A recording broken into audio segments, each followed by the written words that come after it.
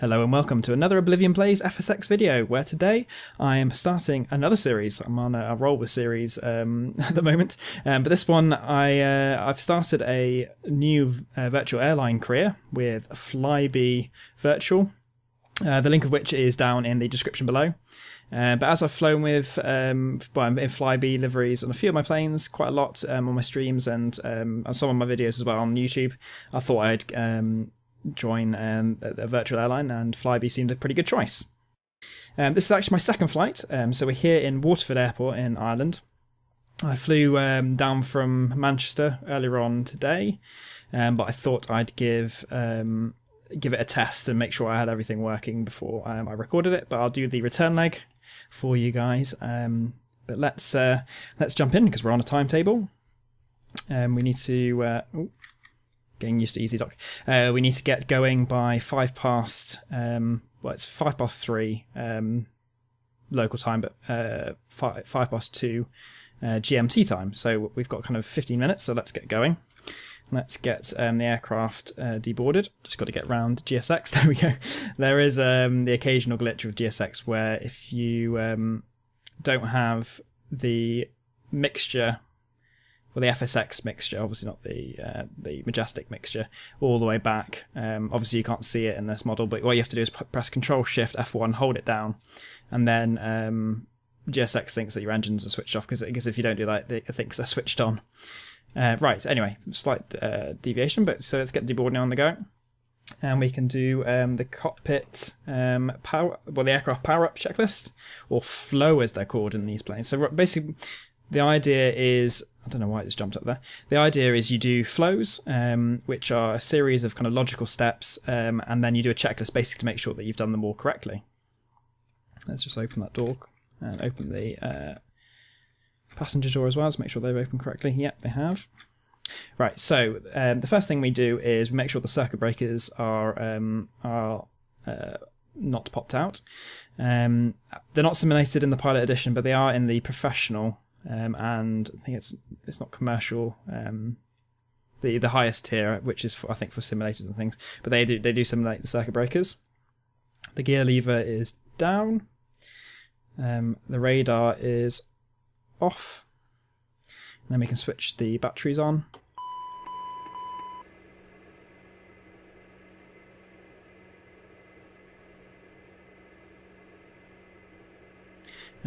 Whilst we're up here, actually, we need to turn the main bus tie to tie.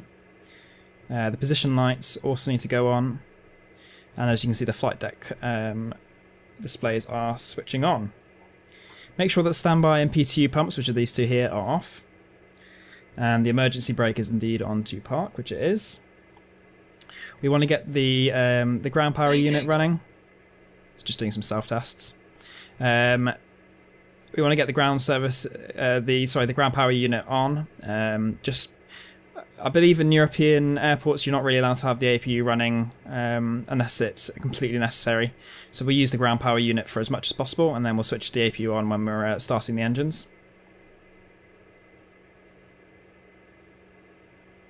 So we'll just let the FMS initialize. It just goes through a boot up sequence, and then if I go down to the FMS and accept our current position, and go to Data, Services, request the GPU, and then we can switch on the external power, which you're trying to get used to the EZdok, but there we go, there's the external power on. We can initialize the other FMS. And then we go through the rest of the flow, which is make sure the emergency gear release is activated. This isn't simulated in the Pilot Edition, but again it is in the other editions. The oxygen mask, make sure that there's a nice fluorescent green in between these two cables, make sure that they're working, make sure the escape hatches are secure. And then we come around to the left hand side, make sure that these demisters are open as we see the passenger bus head on its way. Go back to the DC control panel, make sure the generators are on, make sure the ice protection is all off, windshield selection knobs are all off, make sure the exterior lights are off, the altimeter is on feet, the flight data recorder is on normal and armed. We won't do any fire tests. We don't need to adjust any of the lights, and the panel lighting is also fine. Like I said before, we're not going to put the APU on just yet, but we need to make sure the ignitions are on normal. And then if we go over here, try and get rid of that glare. There we go. We need to set the altitude for our arrival, which of course is Manchester, so that's 257 feet. If I just move forward a little bit. Oops, now we can see that a little bit better. So it's currently on 500 feet, so if we just bring that down a little bit. There we go, that'll do. Right, and then make sure it's on, all these are on auto. The exterior lights, we just keep that on position lights, that's fine. And then we make sure that the emergency lights are armed, and we just test the caution lights and the advisory lights, and that's all working fine. The pack switches are on auto, which they are. We need to put the recirc switch on, the bleed to off, and the bleed flow to minimum. And we also make sure that the AC generators are on and the external power is off. And then if we go back, we go down on this side, and we make sure that the EGPWS flap override is on normal, which you actually can't see. I think that's... But yeah, if it's not illuminated, that's normal. We can do some ADC tests, but we're not going to. But what we do need to make sure is that the nose steering is off. And that's basically just to make sure that we don't harm any of the ground crew when we're doing pushback. We make sure that the flight taxi switch is on taxi. Get rid of these warning lights. They'll just be continuously flashing otherwise. We make sure that the yaw dampers are on the HSI selectors towards moi, and that the nav source is on FMS, and you can just see that at the bottom left, and it's a kind of a magenta colour.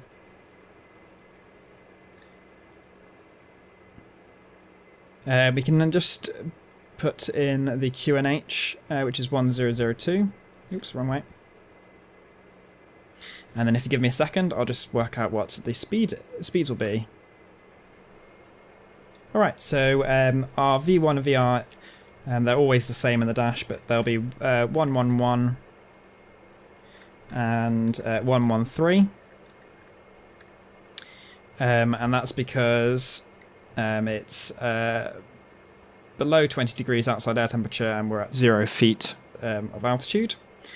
And the V2 is 113. I've done that slightly wrong. I'll just correct that. So the VR, like I said, is the same. And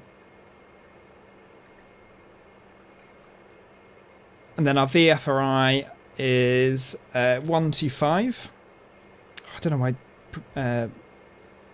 EZdok keeps doing that, but because, as you notice, we're below 10 degrees, we're using we're in ice. Well, what is deemed to be icing conditions. So we add on an additional 20 knots, so it's 145. And the other one's 148, so we add on 20, so 168. And that's the V climb. And there you go, there's those set. And then we check behind the yoke for the pitot static isolation valve, and that's on normal, so that's fine.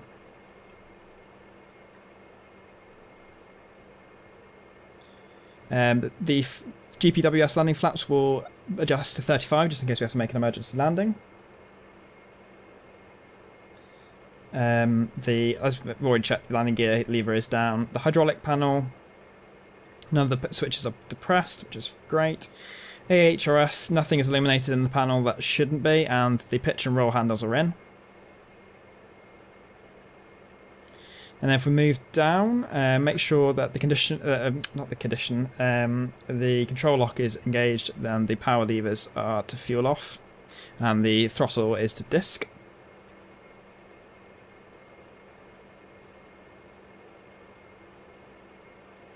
And then the rest of the flow would have been done by the first officer, but obviously because it's just me, I'll be doing it. But we've copied the ATIS. Oxygen masks, we've already checked. Circuit breakers, we've already checked. Side panel is fine. Make sure the anti-skid is on. but it looks like it's runway 21. We need to note that down. The V-speeds have crossfilled, so that's fine. We can turn on the ARCDUs, which will start the default cabin announcements. And then we can program the FMS. So we just make sure that one's accepted as well. And you hear the classical music going on in the background. Ladies and gentlemen, welcome on board our Dash 8 Q400. Right, so which actually prompts me, so we'll get boarding on going. So our starting airport is Echo India Whiskey Foxtrot, which is Waterford, so we've already explained. And then we're going to Manchester, so EGCC.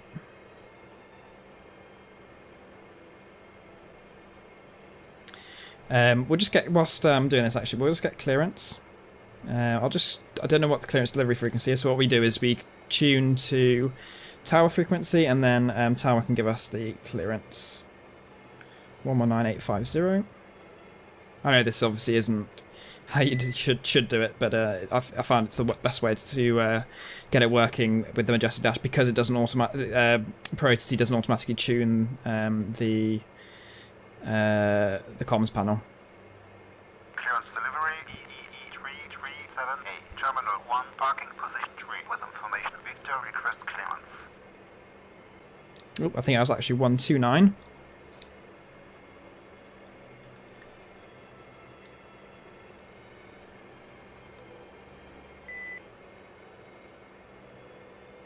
Clearance delivery EE3378, Terminal 1, parking position 3 with information Victor, request clearance. There we go, that's better. 37A, contact 119.9er, 119.9er, EE3378. There's a lesson. Try and write more clearly so you can actually read your own handwriting. Clearance delivery EE3378 with information Victor, request clearance. EE3378.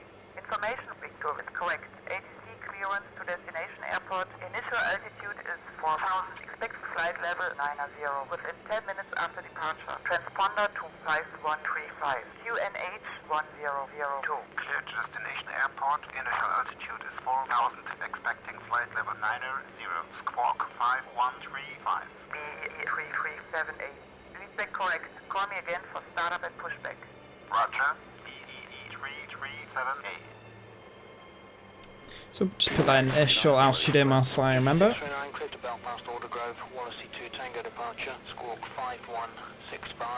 And then we go back to inserting the flight plan. So our initial waypoint is direct to WTD.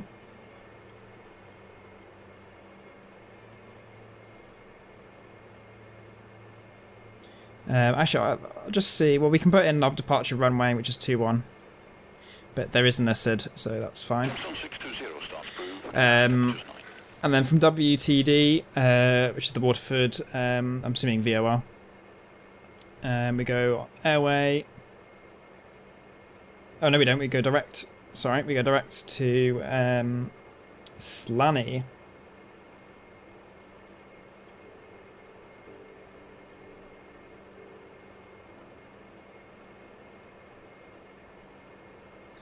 And then now we go on the airways, so we're going to UL9 to DCAS.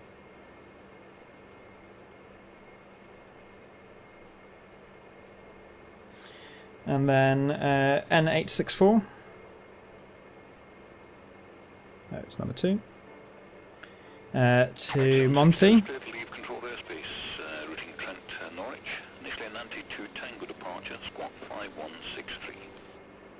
And Monty is the start of our star, so we'll put that in once we've got clearance.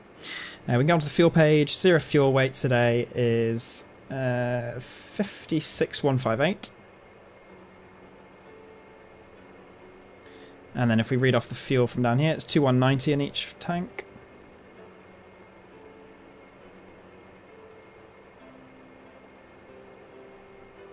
There we go. You know what I've done? I've used the zero fuel weight for our takeoff speeds, so I'll just have to quickly adjust that because our gross weight is actually 60,000, not the 56,000 which I was using. So I'll quickly just change that. Alright, so that's I've just changed it, so it's just slightly higher. So 116, 116, 118, and then 150, 174. So we'll just bear that in mind. Right, so we'll go back to here and just make sure the nav. Alright, so just make sure that's number 1, and then make sure that's number 2. And that's adjusted correctly. No, that's not what I wanted. Number 1. Number 2. Oh, I guess because we are pretty much on that VOR, it's just adjusted that for us. And then we'll just double check the flight plan, make sure everything's looking nice, which it is. And then we can carry on with our checklists. Right, so I've put in 4,000, make sure it's out select. Actually, before I do that, you need to press this little hidden button on the side of the throttle, and that activates the flight director. Then you can click out select. And the heading for the runway is 206.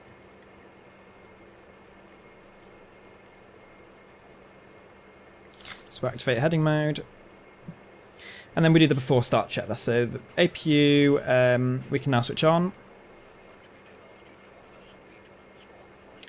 Circuit breakers we've checked. Escape hatch is closed. No steering's off. Flight guidance is set. Fuel quantity is fine. Hydraulic 3 we can check. We just flip down that little cap thing, and then we just check the pressures, and that's fine.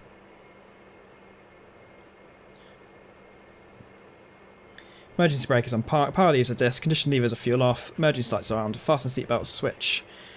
We can switch on. And departure briefing is complete. So we'll just check outside. All the deboarding equipment is gone. And we'll get startup clearance.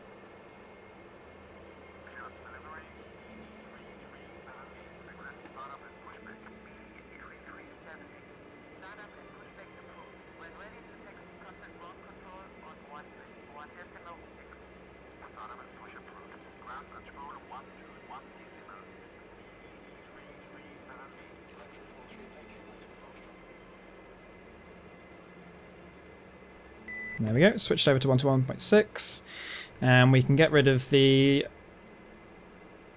GPU and get ready for pushback.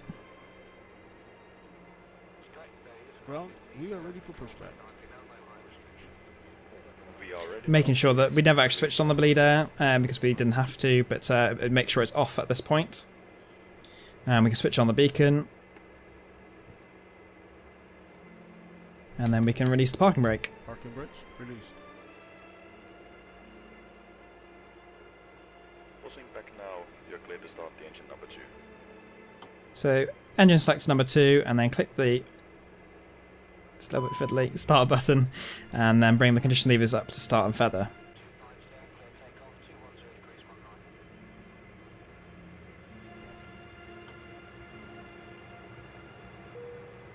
Good afternoon, ladies and gentlemen. On behalf of our airline, we would like to welcome you on board of our Dash 8 Q400. The flight time today will be approximately 2 hours. Would you please fasten your seatbelts and refrain? And then, so that's engine number 2 stable. That's fine. And then we'll just end the pushback sequence because we're actually okay now because we're taxiing out that way. May not be used during the entire flight. We wish you a pleasant stay on board. Pushback complete, lead, set the parking brake. So set the parking brake again, get rid of that caution light. Parking brake set. Can we get clearance at number 1?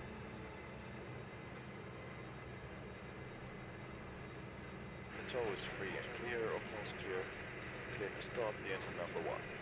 Have a nice flight. Oh my goodness. Hang on, let me just move a little bit over. There we go. It's annoying. There we go. Bring those condition levers up and look at the engine. To the international safety regulations. This aircraft has 6 emergency exits. Make sure these guys don't get too close. 2 at the wings and 2 at the back. They are marked with the exit sign. Illuminated escape path markings on the floor lead to Don't know quite what's going on with that control tower. Interesting. To fasten the seatbelt, get the 2 ends together. Tighten it by pulling the loose end. And there we go, that's the engine online. Lift the upper part of the bumper. Both stable at 210, so we can now do the after start checklist, which is condition levers to max, Instructed to do so, take a hold of the bag and take APU generator off, then we'll wait a little while before we switch it off. It's just good practice. Bleeds on. by connecting the hooks to the ring. Main bus tie off. Life vest is properly adjusted. Right, so we're using level 2 anti-ice. So there's 3 levels of anti-ice. The first level is Blowing the additional air into the life vest. the first level is if there's no. Safety instruction card is Sorry, I'll start again. The first level is if it's above 10 degrees C. Second level is if you're below 10 degrees C. And the third level is if ice is detected on the primary flight display. So because it's less than 10 degrees C, as you can see it's 8 degrees here, we are using level 2. So level 1 is pitot heat seat switches on. And the windshield heat will just stick to normal. And then level 2 items is all the level 1 items, the prop heat on, engine intakes open, and then we put the ref speed on once we're above 1,000 feet.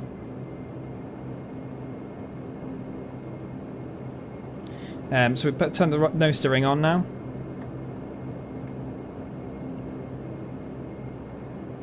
Why isn't this going away? Thank you. The radar to standby. And this is already on nav, so that's fine. Set the flaps for takeoff, so we're using 15 degrees, because it's a very short runway. Turn the auto feather on. Engine racing is on N-top, which is fine. Turn the auxiliary tanks on. And the standby and PTU pumps on. The bleed air we've put to normal, which is fine. So the after start checklist, the external power is off, main bus tie is off. Ice protection we've checked in the set. The nose steering is on, auto feather selected, engine rating is N-top. Batteries are fine. Turn on the generators, yeah. Flaps are 15 degrees, auxiliary standby PTU pumps are on, hydraulic pressure's checked, hydraulic 3 we've already checked. Flight instrument radios are set, altimeters we've set to 1002, which is fine, ice protection is complete. And then we can taxi to the runways. Let's get taxi clearance. Did I change the... Yeah, I did.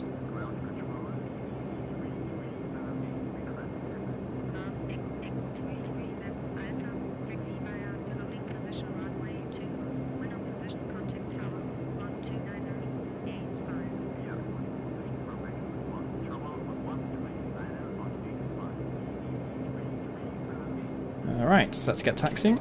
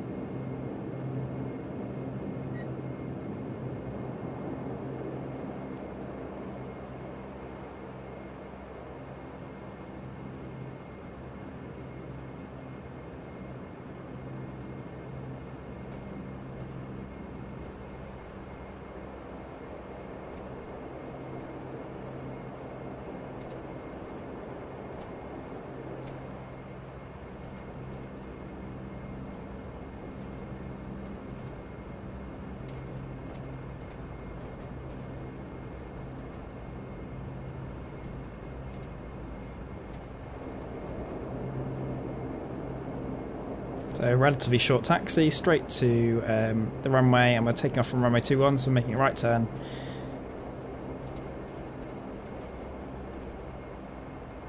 From this tiny little airport. Flybe do still fly here. I was quite surprised because it is such a small airport, but they do fly here.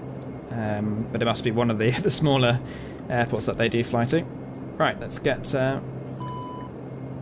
takeoff clearance. Oh, before I do that. There we go. Tower DE3378 on holding position runway 21, request straight out. Okay, so Pro-ATC just crashed, but we'll carry on our flight because I've already started recording it for my virtual airline. But anyway, let's go right, make a right turn.